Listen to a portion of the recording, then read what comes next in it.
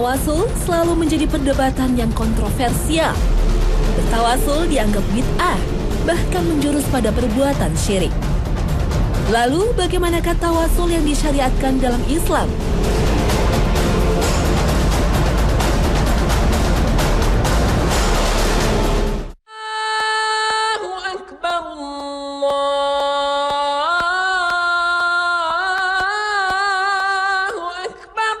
Assalamualaikum warahmatullahi wabarakatuh. Selamat pagi pemirsa Trans 7.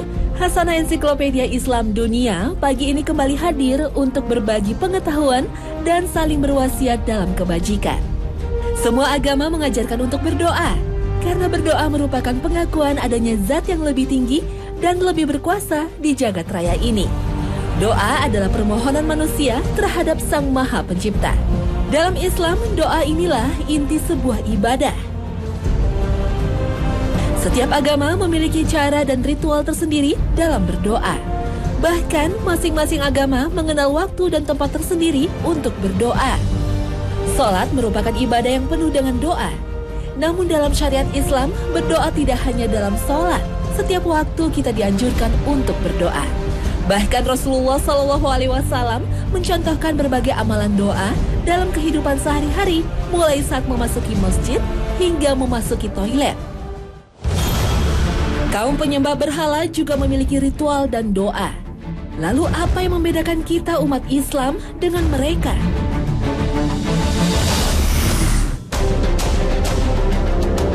Para wali atau tokoh sufi begitu dicintai oleh para pengikutnya.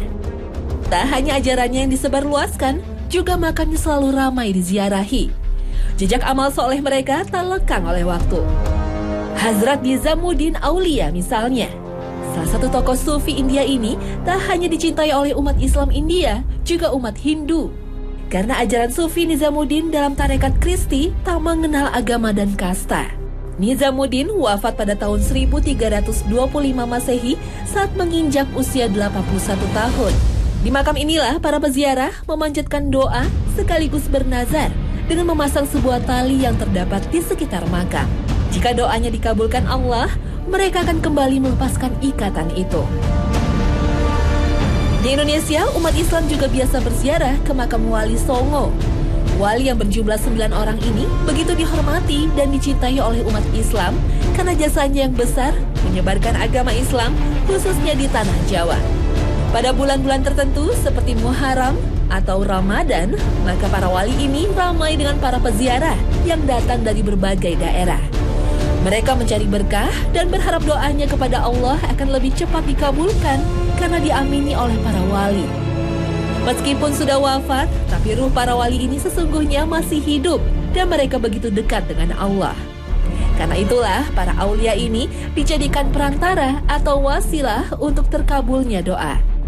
Praktek ibadah semacam ini dikenal dengan istilah tawasul.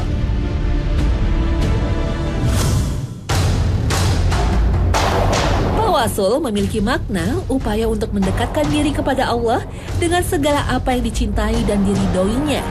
Wasilah atau jalan untuk mendekatkan diri kepada Allah bisa beragam. Para ulama sepakat semua amal soleh kita menjadi wasilah untuk mendekatkan diri kepada Allah. Kita pun tak dilarang, bahkan dianjurkan jika kita meminta didoakan oleh orang lain, terutama para ulama dan orang tua kita selagi mereka masih hidup. Tetapi, bagaimana jika mereka telah wafat? Bolehkah kita berwasilah kepada Rasulullah, para sahabatnya, atau para alim ulama? Inilah yang menjadi kontroversi dan perdebatan yang panjang di antara para ulama. Sebagian para ulama berpendapat tawasul tidak pernah dilakukan oleh para sahabat Rasulullah, padahal mereka begitu sangat mencintainya. Imam Abu Hanifah termasuk yang mengharamkan tawasul. Sementara Ibnu Taimiyah dalam Al-Fatah Al-Kubro juga mengulas hadis palsu yang menjadi landasan tawasul, yang artinya jika kalian memohon kepada Allah, maka memohonlah dengan kedudukanku, karena sesungguhnya kedudukanku di sisi Allah sangat agung.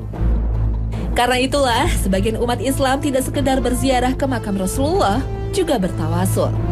Mereka memohon semua hajatnya dikabulkan oleh Allah dengan perantara Rasulullah. Sebagian umat Islam juga berziarah ke makam para wali dan orang-orang soleh kemudian meminta kepada para penghuni kubur untuk menyampaikan doanya kepada Allah.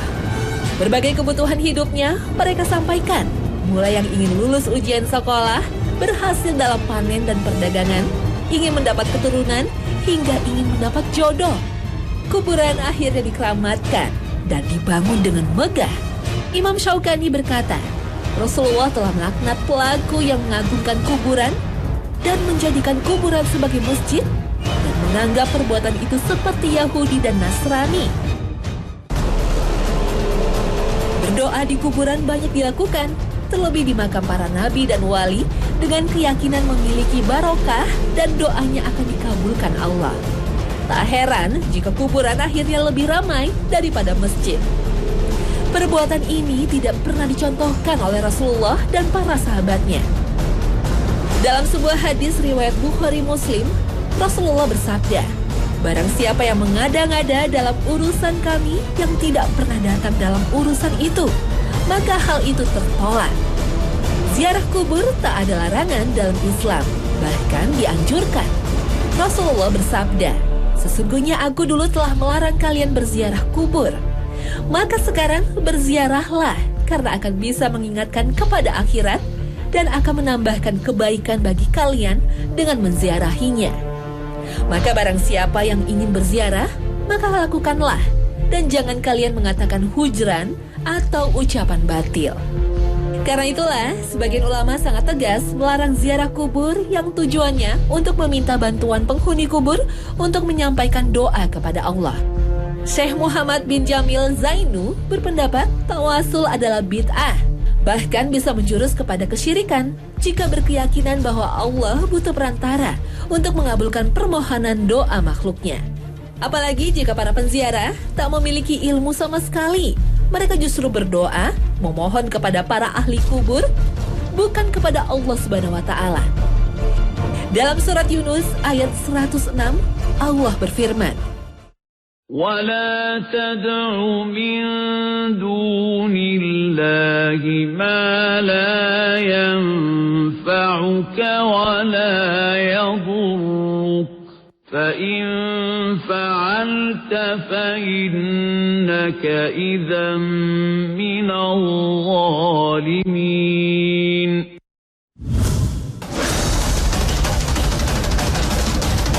Kontroversi tawasul terus berlanjut hingga saat ini. Sebagian ulama membolehkan tawasul. Mereka berpendapat, sejak awal Islam hingga abad ke-7, tawasul biasa dilakukan umat Islam. Namun setelah abad ke-8, muncullah keraguan yang menggugat kebenaran tawasul. Tawasul berasal dari kata wasilah.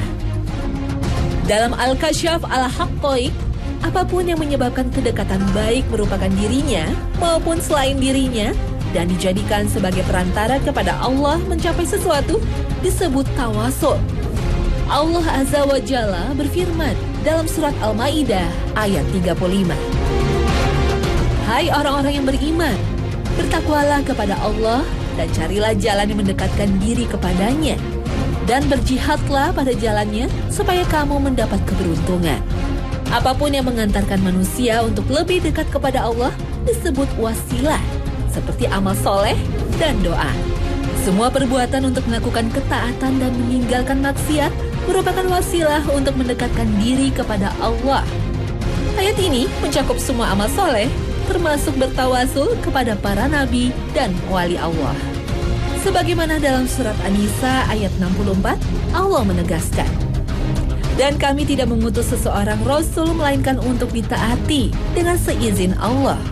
Sesungguhnya jika mereka ketika menganiaya dirinya datang kepadamu, lalu memohon ampun kepada Allah dan Rasul pun memohonkan ampun untuk mereka, tentulah mereka mendapati Allah Maha Penerima Tobat lagi Maha Penyayang. Dalam sebuah riwayat, pernah diceritakan seorang Arab Badui datang kepada kami 3 hari setelah pemakaman Rasulullah. Tiba-tiba ia menjatuhkan diri bersimpuh di hadapan makam Rasulullah dan menyirami kepalanya dengan tanah makam, seraya berkata, "Duhai Rasulullah, kami telah mendengar sabdamu. Mohonlah engkau kepada Allah, kami akan memohon kepadamu ayat yang telah turun kepadamu. Sekiranya hamba-hambaku telah menganiaya diri mereka sendiri, mereka akan datang kepadamu. Kemudian engkau memohonkan ampunan untuk mereka dan Allah menerima taubat mereka. Kemudian terdengar suara dari makam Rasulullah yang mengatakan sesungguhnya Allah telah mengampunimu. Riwayat ini pernah dinukil oleh Imam Qurtubi dalam Al-Jami' lil Ahkamil Quran, sebuah riwayat dari Abu Shadiq Al-Azdi Al-Kufi yang diriwayatkan dari sahabat Ali bin Abi Thalib. Akan tetapi, oleh beberapa ulama derajat, hadis ini diragukan kesahihannya. Inilah antara lain yang menjadi dalil dibolehkannya tawasul kepada Rasulullah SAW. Bahkan dalam sebuah riwayat, Nabi Adam alaihissalam bertawasul kepada Nabi Muhammad sebelum penciptaannya. Seperti dikisahkan dalam surat Al-Baqarah ayat 37. Ketika Adam menerima beberapa kalimat dari Tuhannya, maka Allah menerima tobatnya. Sesungguhnya Allah Maha Penerima Tobat lagi Maha Penyayang. Ketika Adam menyesali perbuatannya, Adam menjadikan Nabi Muhammad sebagai perantara untuk mendapat pengampunan Allah. Dalam kitab Al-Mustadrak As-Sahihaini, Al-Hakim dalam sanad yang sahih menukil riwayat dari Umar bin Khattab. Rasulullah pernah bersabda, ketika Adam melakukan kesalahan, ia berkata kepada Allah, Tuhanku, demi kebenaran Muhammad, maka ampunilah aku. Allah berfirman, hai Adam, bagaimana engkau dapat mengenal Muhammad, padahal aku belum menciptakannya ke dunia? Adam berkata, Tuhanku, ketika engkau menciptakan aku dan engkau tiupkan ruh kepadaku, aku mengangkat kepala dan aku melihat di aras tertulis, La ilaha illallah Muhammadur Rasulullah. Maka aku mengetahui bahwa engkau telah meletakkan nama makhluk yang paling engkau cintai di sisi namamu. Allah berfirman, benar ucapanmu, dialah makhluk yang paling aku cintai. Maka memohonlah kepadaku demi kebenarannya. Niscaya aku mengampunimu. Seandainya dia tiada, aku tidak akan menciptakanmu. Dalam berbagai kitab tafsir, kata kalimat dalam Al-Baqarah ayat 37 yang dimaksud adalah Nabi Muhammad SAW. Karena Adam melihat di atas kaki aras tertulis Muhammad Rasulullah, maka ia memohon syafaat di sisi Allah. Namun sayangnya, riwayat hadis ini disangsikan oleh sebagian para ulama seperti Imam Az-Zahabi, bahkan dianggapnya sebagai hadis palsu. Karena dalam sanadnya terdapat Abdul Haris Abdullah bin Muslim Al-Fihri yang dinilai sering memalsukan hadis. Kaum Yahudi Madinah dan Khaybar sebelum pengangkatan Nabi Muhammad sebagai Rasulullah sesungguhnya biasa bertawasul kepada Nabi yang tertulis dalam kitab Taurat yang disebutnya Nabi Umi. Mereka berdoa, Tuhanku, demi kebenaran Nabi Umi, kami memohon kepadamu, berilah kami kemenangan atas mereka. Namun ketika Nabi yang diutus Allah seperti yang tertulis dalam kitab Taurat dan Injil bukan berasal dari kaum Bani Israel, maka mereka pun ingkar. Para ulama tak berbeda pendapat jika bertawasul saat Rasulullah masih hidup sebagaimana dijelaskan dalam berbagai kitab sunnah. Diceritakan dari Utsman bin Hanif, seorang laki-laki buta datang menemui Nabi dan berkata, mohonlah kepada Allah agar dia memberi kesehatan kepadaku.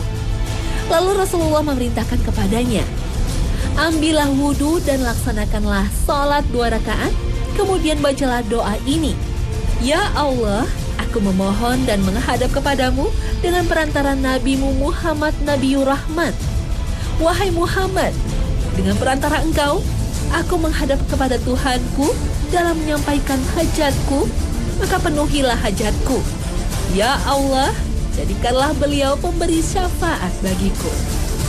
Hadis ini tidak diragukan kesahihannya, termasuk Ibnu Taimiyah mensahihkannya. Namun, bagaimana jika menjadikan Rasulullah sebagai wasilah setelah beliau wafat? Ibnu Taimiyah dalam Majmu' Al-Fatawa mengatakan, memohon kepada mayit dalam kubur atau yang goib bertentangan dengan ijma para sahabat dan tabi'in. Setelah Nabi wafat, mereka tidak melakukan permohonan semacam itu.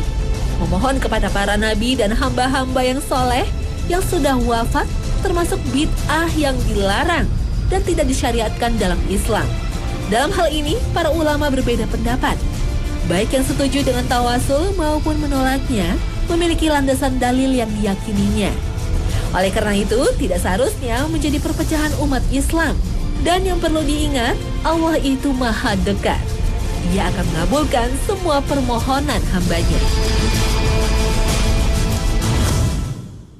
وَإِذَا سَأَلَكَ عِبَادِي عَنِّي فَإِنِّي قَرِيبٌ أُجِيبُ دَعْوَةَ الدَّاعِ إِذَا دَعَانِ فَلْيَسْتَجِيبُوا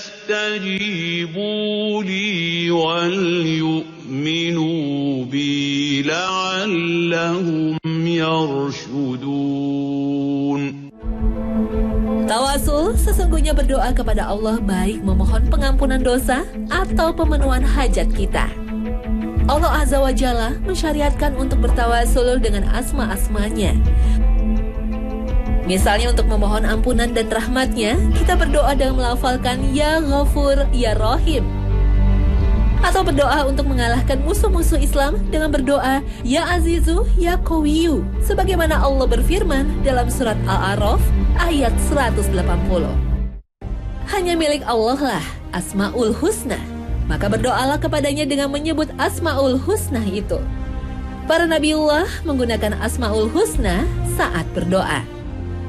Nabi Zakaria yang lama tidak dikaruniai keturunan akhirnya berseru dalam doanya, Ya Tuhanku, berilah aku dari sisi Engkau seorang anak yang baik, sesungguhnya Engkau maha pendengar doa. Allah akhirnya mengkaruniai Nabi Zakaria seorang putra yang juga menjadi seorang nabi, yaitu Nabi Yahya alaihissalam. Setelah menyelesaikan membangun Baitullah, Nabi Ibrahim bersama Nabi Ismail juga berdoa dengan Asma'ul Husna. Ya Tuhan kami, terimalah amalan kami. Sesungguhnya Engkau maha mendengar, lagi maha mengetahui. Inilah tawasul yang disyariatkan. Doa adalah perisai sekaligus senjata bagi orang-orang beriman. Dengan berdoa, seorang hamba mendapatkan kekuatan dan pertolongan dari Sang Maha Pencipta. Doa merupakan wujud kedekatan seorang hamba dengan Khaliknya. Karena sesungguhnya, seluruh ibadah yang dilakukan seorang hamba bertujuan untuk mendekatkan diri pada Allah Azza wa Jalla. Seorang hamba yang merendahkan diri di hadapannya selalu meyakini seluruh kehidupan dan kebutuhannya akan diurus oleh Allah, sehingga tidak ada lagi ketakutan dan kekhawatiran yang mengganggunya, karena ia bergantung pada Sang Maha Pencipta. Allah berfirman dalam surat Al-Mu'min, وَقَالَ رَبُّكُمُ ادْعُونِي أَسْتَجِبْ لَكُمْ إِنَّ الَّذِينَ يَسْتَكْبِرُونَ عَنْ عِبَادَتِي سَيَدْخُلُونَ جَهَنَّمَ دَاخِرِينَ. Berdoalah kepadaku, pasti ku perkenankan doamu. Sesungguhnya orang-orang yang menyombongkan diri dari beribadah kepadaku, mereka akan masuk neraka jahanam dalam keadaan hina dina. Orang yang tidak pernah meminta kepada Allah sama saja dengan orang yang sombong dan tidak memahami hakikat ibadah. Sebagaimana sabda Rasulullah SAW, doa adalah inti ibadah. Tidak ada seorang pun yang akan binasa bersama doa. Rasulullah mengingatkan bahwa doa seorang mukmin selama doa itu baik akan dikabulkan Allah melalui 3 cara. Allah mengabulkannya di dunia atau menangguhkannya dan menggantikannya dengan pahala di akhirat. Atau doa bisa menjadi penolak bala, mengganti sesuatu yang buruk yang akan terjadi.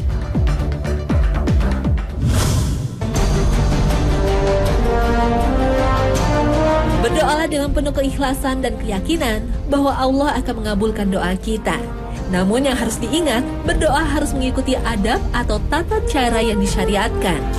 Pertama, berdoalah dalam keadaan suci atau sesudah berwudu. Sebelum berdoa, sebaiknya mengenakan wangi-wangian, kemudian bersedekahlah. Dalam berdoa, dimulai dengan basmalah dan memuji Allah serta mensyukuri segala karunia dan nikmatnya. Nabi bersabda, barang siapa yang menyibukkan diri dengan memuji Allah, Allah akan memberinya di atas harapan orang-orang yang bermohon. Selain itu, dianjurkan untuk memperbanyak sholawat pada Rasulullah. Berdoa bisa kapan saja dan di mana saja. Namun dalam berbagai hadis dijelaskan ada waktu-waktu khusus dan tempat-tempat khusus doa seorang hamba akan lebih dikabulkan oleh Allah Azza wa Jalla.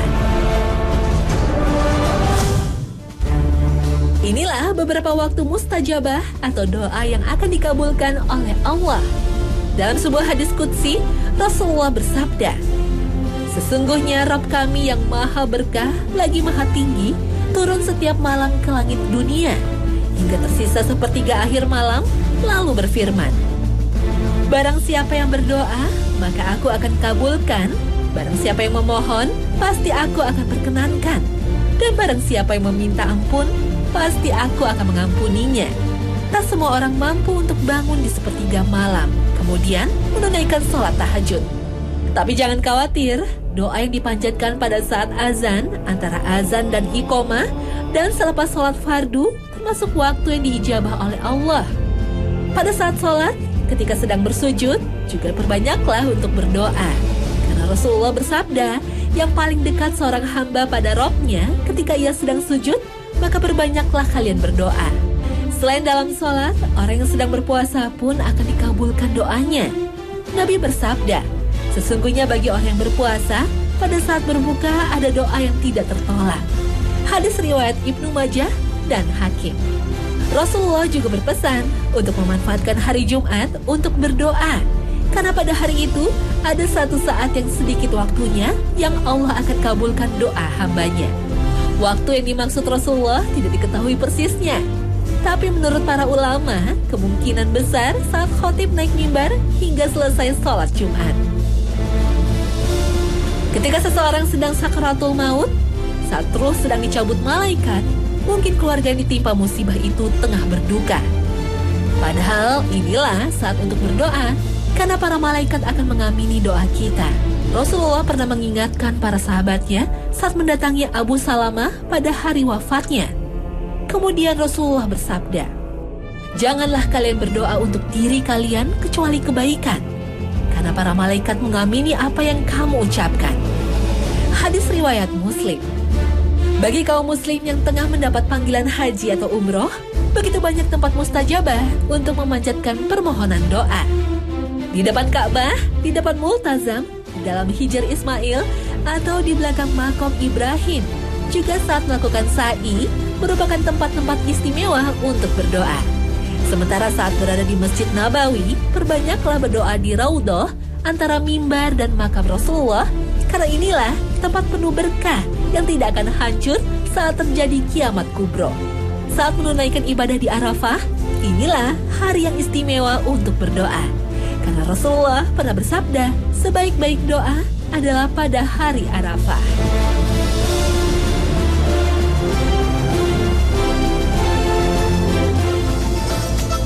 Nah pemirsa, mudah-mudahan kita bisa mengambil hikmah dan pelajaran berharga dalam episode ini.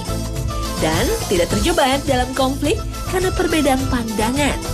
Saatnya kita meluruskan niat dan mempertebalkan keyakinan selama berdoa. Karena hanya Allah yang mengabulkan semua permohonan kita. Terima kasih atas perhatian Anda. Wassalamualaikum warahmatullahi wabarakatuh.